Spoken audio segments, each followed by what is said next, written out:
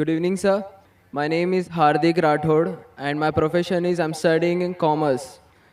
So my question is, I'm not clear with the concept of Makkah. That every person says that Makkah is in the center of the world. I'm not yet clear with this concept. I keep on asking with my friends that what actually Makkah is, but no one can give me the reliable answer. So please, I want to request you that please can you tell me in pure Hindi or English that what the actual concept of Makkah is? भाई साहब का सवाल है कि मैं अब तक ये नहीं जान सका मक्का क्या है, मैं ये नहीं जान सका क्यों कहते हैं कि मक्का ज़मीन के सेंटर में है, महवर में है। मैं ये नहीं जान सका कि मक्का क्या चीज़ है। भाई साहब, मक्का जिस तरीके से कुरान मजीद में ज़िक्र आता है सूरह अल इमरान में सूरह नंबर 3 आयत नंबर 96 में कि बक्का वो जगह है जो सबसे पहले इबादत के लिए बनाई गई, सबसे पहले इबादत की जगह बनाई गई वो है मक्का। और कुरान मजीद में लिखा है सूरह इसरा में चैप्टर नंबर 17 आयत नंबर 1 में कि इसके इर्द गिर्द अमन है और मक्का को कहा गया है दारुल अमन। और जहाँ तक कि सेंटर का सवाल है, आप जब वर्ल्ड मैप देखेंगे, आप स्कूल में पढ़े होंगे वर्ल्ड मैप आप खोलेंगे तो आप देखेंगे कि नॉर्थ पोल ऊपर है, साउथ पोल नीचे है, वेस्ट के तरफ है अमेरिका, ईस्ट के तरफ आप देखेंगे जापान, सऊदी अरेबिया जो है सेंटर में, और मक्का जो है, जो सिटी मक्का है वो डॉट आप देखेंगे ऊपर और नीचे भी सेंटर में, लेफ्ट एंड राइट में भी सेंटर में। तो इसीलिए वर्ल्ड मैप आप देखेंगे तो मक्का इज़ इन द सेंटर, मतलब महवर है। So that is one of the meanings. But real है क्या वो दारुल अमन है और वो अमन की जगह है और वो पहली इबादत के लिए जगह बनाई गई। अल्लाह सुब्हानहू व तआला फरमाते कुरान मजीद में, I see the people's means like the bhakt of Allah. They pierce their body and their they do rally out on the road. What is it actually? भाई साहब ने सवाल किया कि हम देखते हैं कि मुसलमान लोग अपने जिस्म को मारते हैं और खून करते हैं, क्या है? कुरान मजीद में कहा भी नहीं लिखा है कि मुसलमान should piers the body. Quran मजीद में कहा नहीं लिखा है कि अपने जिस्म को मारना चाहिए। जहाँ तक कि सही हदीस है, सही हदीस में अल्लाह के फरमाते अगर इंतकाल होता है आपके घर वाले का या कोई नुकसान होता है, मैक्सिमम आप 3 दिन तक शोक मना सकते हैं, 3 दिन से ज़्यादा नहीं, क्योंकि किसी का भी इंतकाल होता है वो अल्लाह की तरफ से है। तो इंतकाल होने के बाद भी, मौत के बाद भी अगर आपको शोक मनाना है, अगर आपको you want to well and cry, maximum 3 days. तो ये कुरान और हदीस के मुताबिक नहीं है, और कोई भी करता है तो कुरान के खिलाफ करता है। Hope the answer the question. Mic number 1 से सवाल भाई। My name is Avinav Kumar and I am a marketing manager. I want to ask you a question that why God has created this universe, us, and if God is one, then why He started with so many religions and coming to a point and contradicting itself in past, now saying that all these things which are in past, like you have said Bhagavad Gita, Ved or Bible or anything, they are not for this time. If I am seeing the scenario in the present scenario, I am thinking that any religion needs to grow up. Anyone, either it is Hinduism, either it is Christianity, either it is Muslim, any religion, Islam.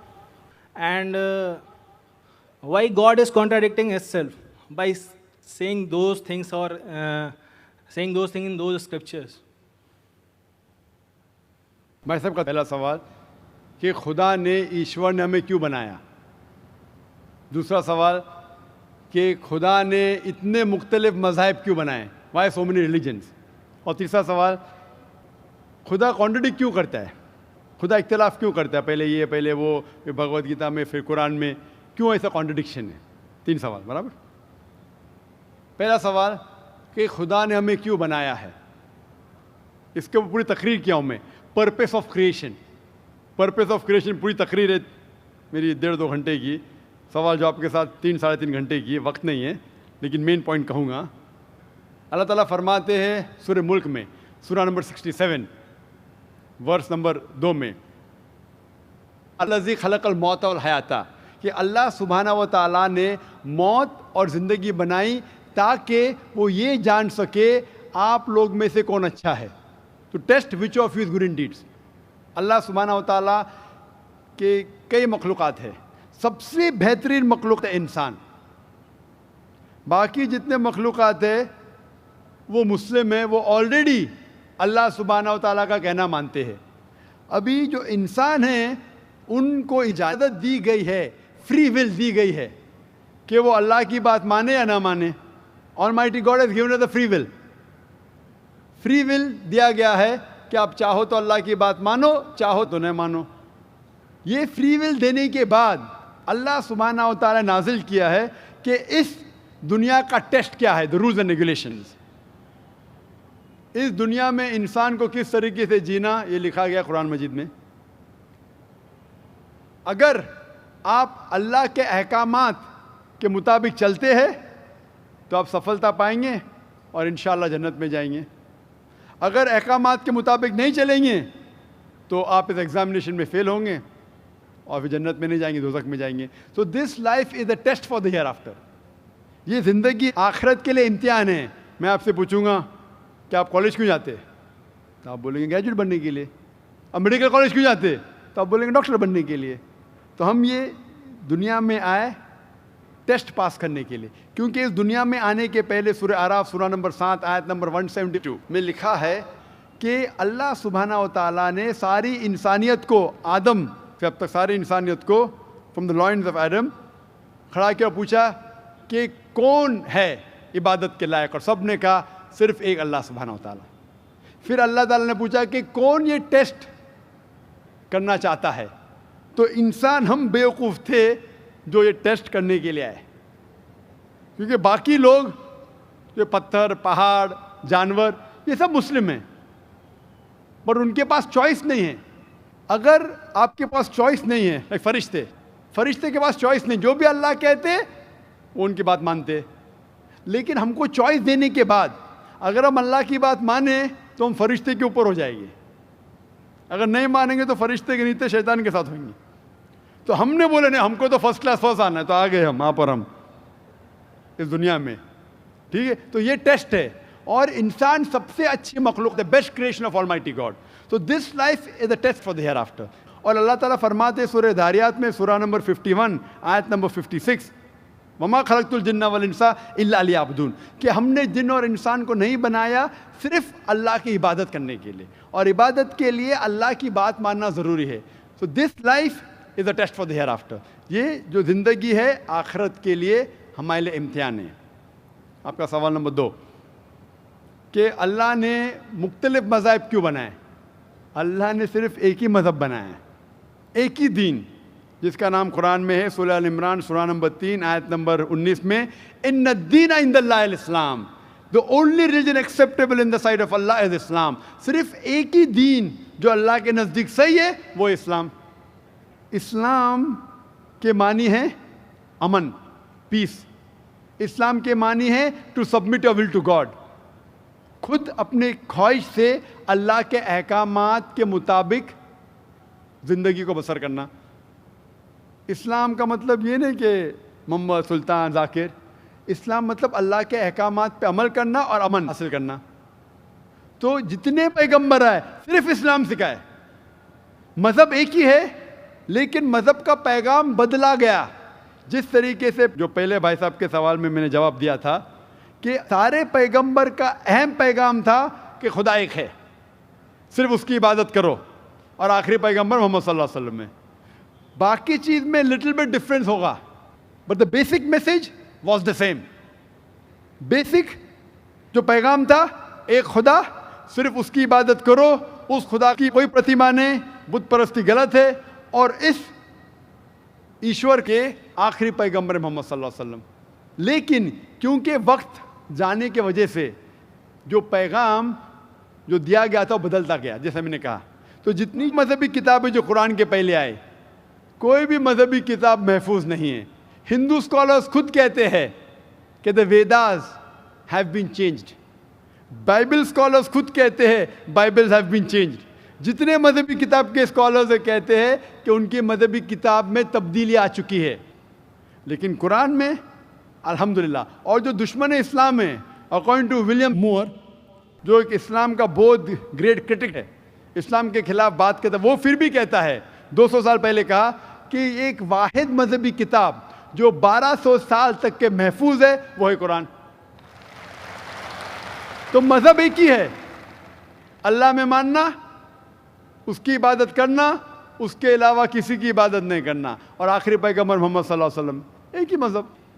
ہم لوگوں نے اس کے غلط different نام دیے, تو مذہب ایک ہی تھا. آپ کا آخری سوال, اتنے ڈفرینسز کیوں پیدا کیے؟ وہ اللہ نے نہیں کیے, انسان نے کیے. خدا کا سب میں سے یکساں تھا, ہم انسانوں نے اسے تبدیل کیا. جیسا میں نے کہا نا, کائی کے لیے, فائدے کے لیے. تو ابھی ہمیں یہ دیکھنا ہے کہ اصل مذہب کیا ہے. اور میں عام طور پہ کہتا ہوں, جو میں رائے دیتا ہوں, میں صرف ایک طرفہ رائے نہیں دیتا ہوں کہ صرف قرآن میں مانو. میں کیا کہتا ہوں, آپ کم از کم ایک بات پہ مانو کہ ایک کتاب 100% خدا کی ہے. ٹھیک ہے, یہ ماننے میں کسی کو گلا شکوہ نہیں ہوگا. ہندو کہیں گا وید خدا کی کتاب ہے, عیسائی کہیں گا بائبل خدا کی کتاب ہے, مسلمان کہیں گے قرآن خدا کی کتاب ہے.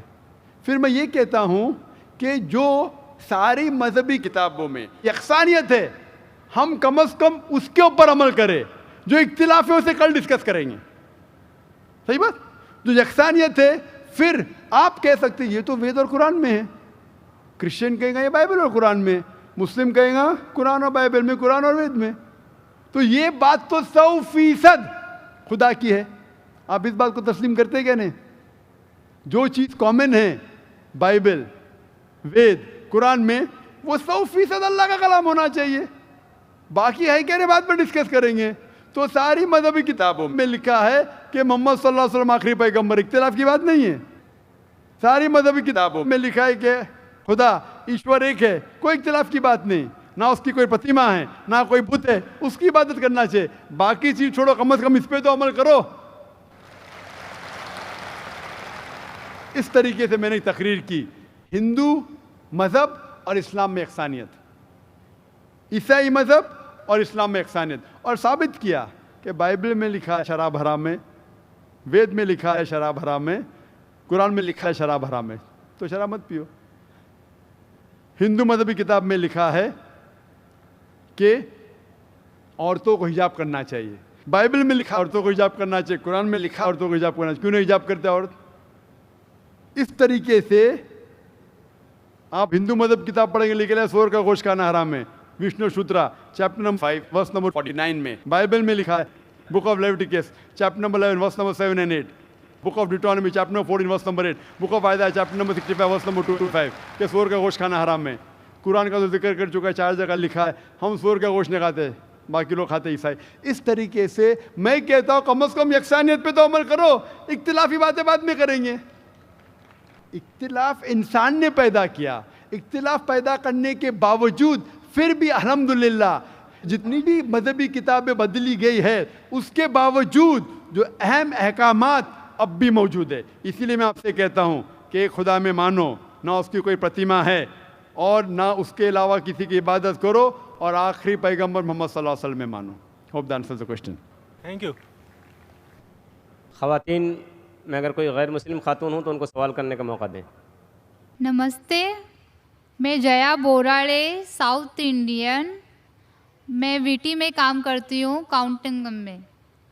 میرا سوال یہ ہے, مسلم کاسٹ میں نبیوں کو بھیجتے ہیں کہ ہندو, مسلم, سکھ, عیسائی سب ایک ہے, تو پنڈت لوگ کو بھی اللہ تعالیٰ نے بھیجا ہے کہ سب کاسٹ ایک ہی ہے, تو وہ ایک بھی بار ہم لوگوں کو بولتے نہیں ہے کہ سب ایک ہی ہے, وہ صرف اپنا ہی بولتے ہیں.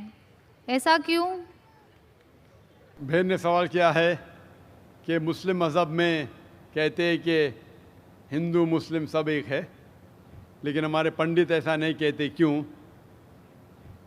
اگر قرآن پڑھیں گے تو جیسا میں نے کہا کہ مذہب اللہ کے نزدیک ایک ہی ہے, اسلام اور کوئی نہیں. اسلام مطلب امن حاصل کرنا اپنی خواہشیں اللہ کے احکامات کے مطابق. لیکن قرآن مجید میں لکھا ہے سورہ حجرات میں سورہ نمبر 49 چیپٹر 49 ورس نمبر 13, یا ایھا الناس انا خلقناکم من ذکر و انثی وجعلناکم شعوبا وقبائل لتعارفوا ان اکرمکم عند اللہ اتقاکم ان اللہ علیم خبیر, کہ اے انسانوں ہم نے تمہیں بنایا ہے ایک پیر سے, ایک جوڑے سے, آدمی اور عورت کے جوڑے سے, اور آپ کو تقسیم کیا ہے قبائل میں تاکہ آپ ایک دوسرے کو پہچان سکے, نہ کہ آپ ایک دوسرے سے نفرت کریں. اور سب سے بہترین انسان وہ ہے جو تقوی رکھتا ہے. تو سارے مذہب کے لوگ ایک نہیں ہیں, سارے انسان ایک ہے. ایک انسان دوسرے انسان سے اونچا دولت کے وجہ سے نہیں ہے, جنس کے وجہ سے نہیں ہے, عمر کے وجہ سے نہیں ہے, پیسے کے وجہ سے نہیں ہے, لیکن ہے تقوی کی وجہ سے. تقوی مطلب پائٹی, رائچسنس. جس کو اللہ سبحانہ و تعالی کا زیادہ خوف ہے, جو اللہ سے زیادہ قریب ہے, وہ انسان اونچا انسان ہے. نہیں تو سارے انسان یکساں ہے. جہاں تک کہ آپ نے کہا کہ پنڈت لوگ یہ کیوں نہیں کہتے کہ سارے انسان سیم ہیں, کیونکہ جب آپ ہندو مذہب کی کتاب پڑھیں گے, وید اور باقی کتاب, اس میں لکھا ہے کہ خدا نے اپنے سر سے پیدا کیا برہمن کاسٹ کو, اپنے چھاتی سے پیدا کیا شتریہ کلاس کو. برہمن مطلب لرنڈ کاسٹ, ودوان کلاس. شتریہ مطلب وارریئر کاسٹ, سولجرز. اور اپنے تھائی سے, اپنے جانگ سے یا اپنے پیٹ سے پیدا کیا ویشیاس, بزنس کلاس. اور اپنے فیٹ سے, پیر سے پیدا کیا شودرا. اور یہ کاسٹ سسٹم جو لکھا ہے آپ دیکھیں گے منوسمرتی میں ہے, وید میں ہے, یہ اس میں مانتا نہیں ہر ہندو. کیوں؟ کیونکہ یہ انسانیت کو تقسیم کرتا ہے. ہمارے اسلام میں سارے انسان, چاہے گورا یا کالا, امیر یا غریب, راجا یا فقیر, اللہ کے نزدیک انسان یکساں ہے. اونچا تب ہوتا ہے جب تقوی زیادہ ہے تو اور اچھا انسان ہے. تو ہم مانتے ہیں کہ پیسے سے یا رنگ سے یا جات پات سے انسان جنت میں نہیں جا سکتا ہے. اس کے بارے میں اور اگر آپ چاہتے ہیں تو آپ میری تقریر سنو, ہندو مذہب اور اسلام میں یکسانیت, اور اس کے بارے میں اور ڈیٹیلز میں کہا regarding caste system. Hope the answer the question system. Mic number 2 سے کوئی سوال ہو بھائی. السلام علیکم ذاکر بھائی. I am Joseph Fernandes working in a call centre. میرا سوال آپ سے یہ ہے کہ مجھے کئی دوست ملے جن میں سے کچھ سیاہ ہیں اور کچھ سنی.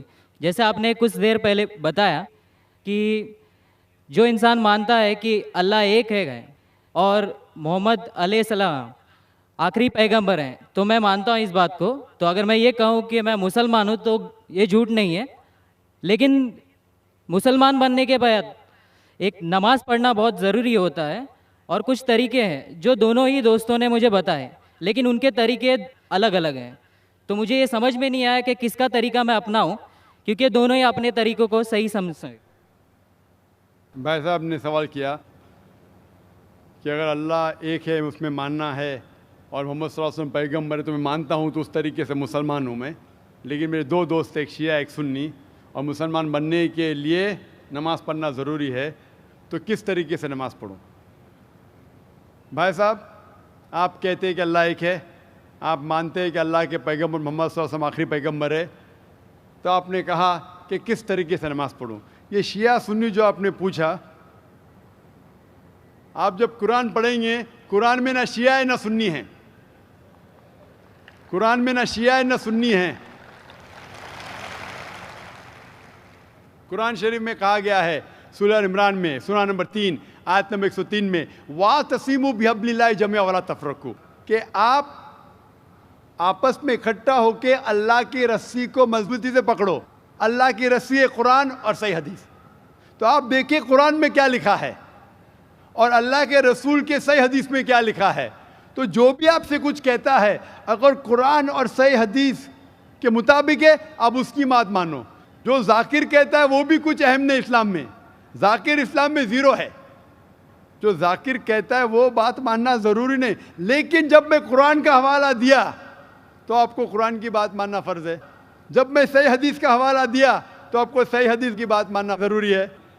تو اسی لیے کوئی بھی شخص کچھ کہتا ہے اگر اختلاف ہے اس میں تو پھر سے رجوع ہو جاؤ قرآن اور حدیث کے پاس.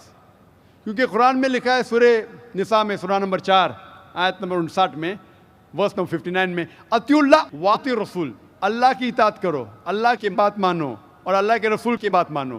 اور وہ لوگ those who have been charged with authority, جو اولو الامر ہے، وہ لوگ جو آپ کے امیر ہے. لیکن اگر ان میں اختلاف ہے پھر سے رجوع ہو قرآن اور حدیث کے پاس، اللہ اور اللہ کے رسول کے پاس. تو اگر دو شخص دو عالم کوئی بھی اگر اختلاف ہے آپ پھر سے مڑو اللہ اور اللہ کے رسول کے پاس، قرآن اور صحیح حدیث کے پاس. پھر دیکھو کہ کون سا دوست، کون سا مسلم، کون سا عالم، کون سا مولانا قرآن اور صحیح حدیث کے مطابق کہہ رہا ہے. آپ سمجھے؟ تو اس سے پتہ چلے گا کہ کیا صحیح ہے. آپ بولتے ہیں کہ نماز پڑھنے کے طریقے میں اختلاف ہے. شروع میں کم از کم جو یکساں ہے وہ تو شروع کرو. اختلاف بہت تھوڑا ہے، نماز کے طریقے میں اختلاف بہت تھوڑا ہے، جو یکساں ہے وہ تو شروع کرو. اگر آپ مسلمان بننا چاہتے ہیں تو اتنا وقت کیوں لے رہے؟ خالی نام کے مسلمان ہونا ضروری نہیں ہے، وہ کوئی فائدہ نہیں. عملی طور پہ مانو کہ اللہ ہے کہ اس کی عبادت کرو اور آخری رسول محمد صلی اللہ علیہ وسلم پہ ایمان لاؤ. اور اس کے بعد پھر تحقیق کرو آپ کے دو دوست لوگ جو بول رہے قرآن سے کون میچ کرتا ہے، صحیح حدیث سے کون میچ کرتا ہے. کیونکہ اللہ کے رسول فرماتے، صحیح بخاری کی حدیث ہے، اس طریقے سے نماز پڑھو جس طریقے سے آپ نے مجھے دیکھا. تو جو صحیح حدیث سے ثابت ہے، قرآن اور صحیح حدیث سے، اس طریقے سے نماز پڑھو. لیکن اگر 19-20 فرق ہے کم از کم جو یکساں ہے وہ تو شروع کرو. اختلافی باتوں پہ تحقیق کرو، انشاءاللہ پتہ لگ جائیں گا آپ کو کیا صحیح ہے. تو انشاءاللہ ابھی آپ صرف نام کے مسلمان مت نہ ہو، عملی طور کے اوپر مانو کہ اللہ ہے کہ اور اللہ کے رسول محمد صلی اللہ علیہ وسلم آخری پیغمبر ہے. Hope that answers the question. Thank you sir. Mic number 1 سے سوال کر سکتے ہیں، کیجیے. ذاکر بھائی، میرا نام شیوا تھا. کچھ سال پہلے میں اتنا تو نالج رکھتا تھا کہ مطلب ایک شانتی نہیں ملتا تھا ایک بھگوان کو ماننے میں، پوجا کرنے میں. ہماری تمل ناڈو میں، میں ایک مدرسی ہوں، ہمارے تمل ناڈو میں بولتے بالاجی امیر بھگوان ہے اور کارتک غریب بھگوان ہے. تو اس سے میں سہمت نہیں تھا. میں بولتا تھا جب ہم انسانوں میں ہو سکتا ہے بھگوانوں میں نہیں ہو سکتا ہے. پھر بھی میرا دل نہیں مانا. جب میں بھاگا پھرتا تھا پھر اچانک میرے کو کرسچن دوست لوگ ملے. پھر ان لوگوں کے ساتھ میں پریئر کرنے کے لیے جاتا تھا. پھر پریئر میں جاتا تھا، پریئر کرتا تھا، بہت آنند لگا، اچھا لگا. پھر بائبل میں خود پڑھنے لگا. اس میں بھی بہت جگہ میں بیان نہیں ہوتا کہ دل نہیں مانتا ہے. عیسیٰ علیہ السلام بولتے مانتا ہے نہیں کہ وہ خدا ہے. پھر میں ساتھی ہمارے محلے میں مسلمان دوست لوگ بھی ہیں. پھر ان لوگ ایک آیت پڑھ کے میرے کو ترجمہ بتایا، قل هو اللہ احد اللہ الصمد لم یلد ولم یولد ولم یکن لہ کفوا احد. تو اس میں بہت سہمت ہوا، کیونکہ نہ شریر ہے، نہ ماں باپ ہے، نہ روپ ہے. بہت اچھا لگا میرے کو، ٹھنڈا لگا. یہ ہوا 2003 کے پہلے. پھر میں 2004 میں ڈائریکٹ فوراً کلمہ پڑھا کے اسلام قبول کیا، مسلمان ہوا. اب یہ ہے میں مسلمان ہونے کے بعد میرے کو اتنا نالج نہیں تھا، جانکاری نہیں تھا. میرا سوال یہی ہے، اتنا نالج نہیں تھا پھر بھی میں ڈرنک کرتا تھا. پھر بہت لوگ مجھے سمجھائے یہ غلط ہے، تو آیا نہیں مذہب میں، ایسا نہیں چلے گا. پھر میں نے آخر اللہ کرم سے چھوڑ بھی دیا. میری سوال یہ ہے، قرآن میں نشے کی بیان آتا ہے. میری دل کہتا ہے کہ نشہ تو سب نشہ ہوتا ہے, سگریٹ ہو, گنجا ہو, چلیم ہو, کچھ بھی چیز ہو, نشہ تو نشہ ہوتا ہے. میرے محلے میں جو مجھے منع کرتے وہی حافظ مولانا لوگ دم مارتے. یہ نشہ ہے کہ نہیں ہے, صحیح ہے کہ غلط ہے؟ بھائی صاحب کا سوال ہے. الحمدللہ ہندو مذہب میں شانتی نہیں تھی, تو بعد میں عیسائیت قبول کی. پہلے اچھا لگا, بائبل پڑھی تو پتہ لگا کافی گڑبڑ ہے, چھوڑ دیا. پھر مسلمان دوست نے کہا, ایک سورت پڑھی سورہ اخلاص, اور اتنا خوش ہوئے کہ اس نے اسلام قبول کیا 3-4 سال پہلے. اللہ ان کو جزائے خیر دے. اور کچھ بری عادت تھی جو پھر بھی کرتا تھا, دوستوں نے کہا تو بری عادت چھوڑ دیا الحمدللہ. ابھی وہ پوچھنا چاہتا ہے ایک سوال کہ قرآن مجید میں لکھا ہے کہ نشہ حرام ہے, تو نشے کے ساتھ ساتھ پینا, چرس, گانجا یہ بھی حرام ہے کیا؟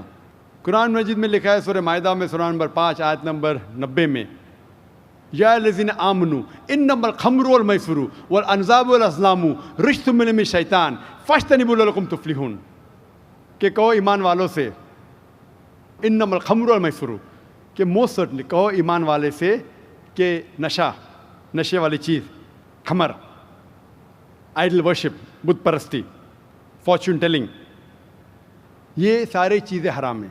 رجس من عمل الشیطان, یہ شیطان کی چیزیں ہیں. فاجتنبوہ لعلکم تفلحون, اس سے دور رہو تاکہ آپ سفلتا پاؤ.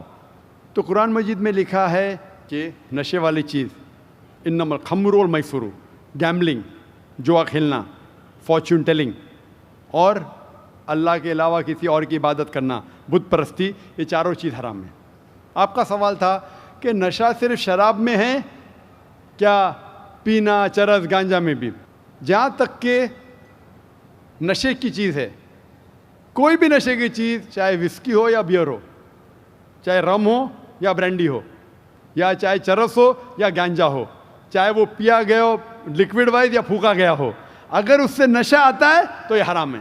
اللہ کے رسول فرماتے ہیں محمد صلی اللہ علیہ وسلم ابن ماجہ میں والیوم نمبر 3 چیپٹر نمبر 30, وہ فرماتے کہ anything intoxicates in large quantity is prohibited in small quantity. اگر کچھ چیز آپ کو نشہ دیتی ہے بڑی کوانٹٹی میں, وہ چھوٹی کوانٹٹی میں بھی حرام ہے.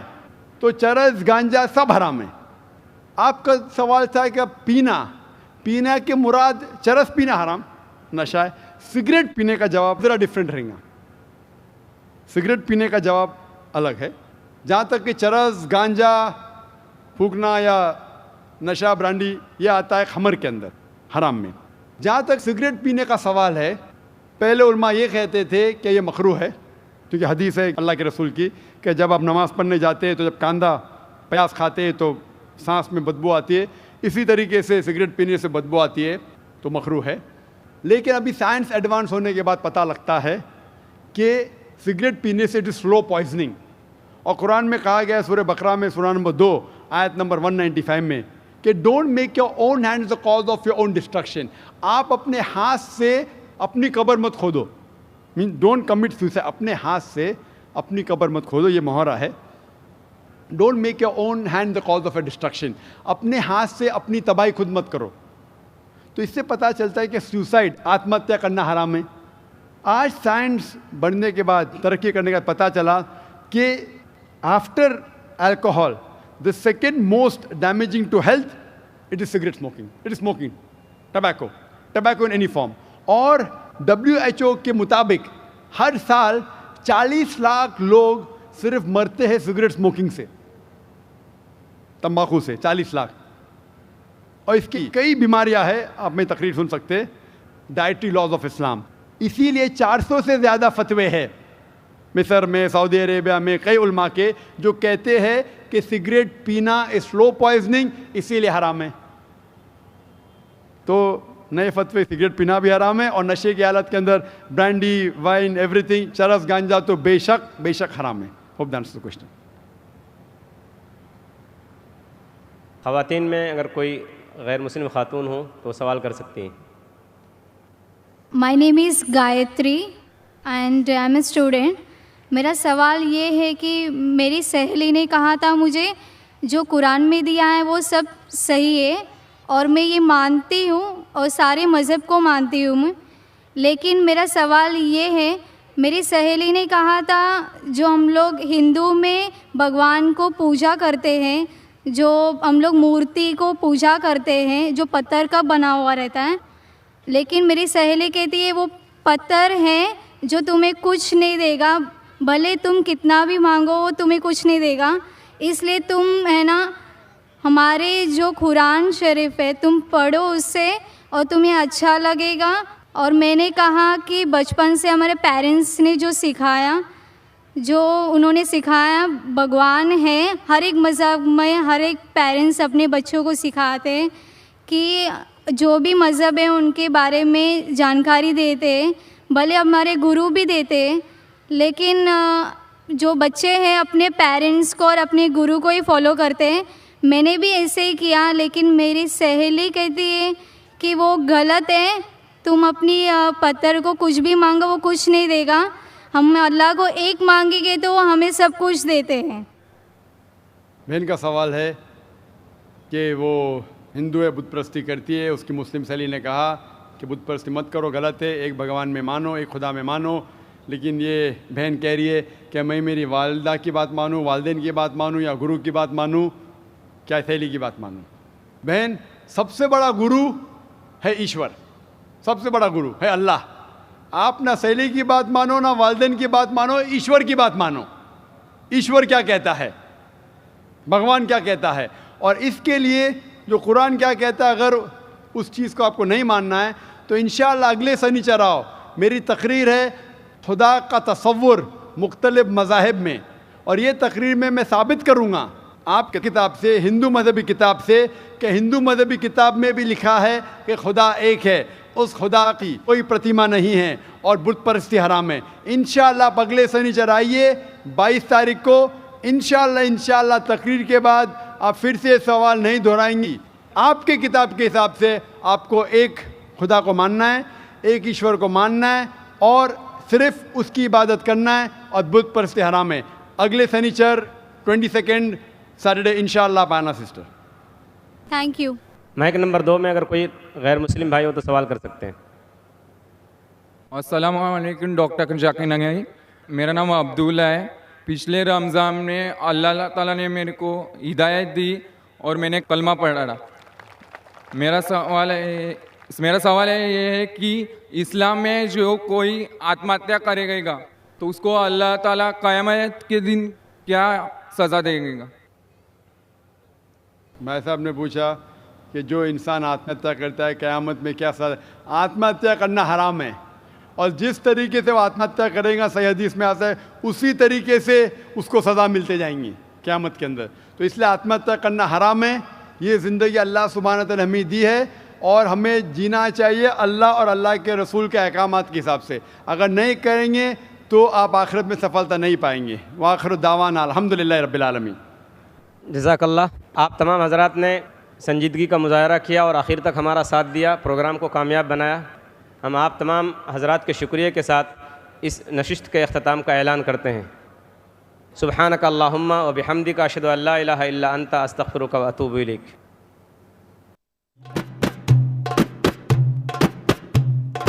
اللہم صلی علی محمد، اللہم صلی علی محمد، اللہم صلی علی محمد، اللہم صلی علی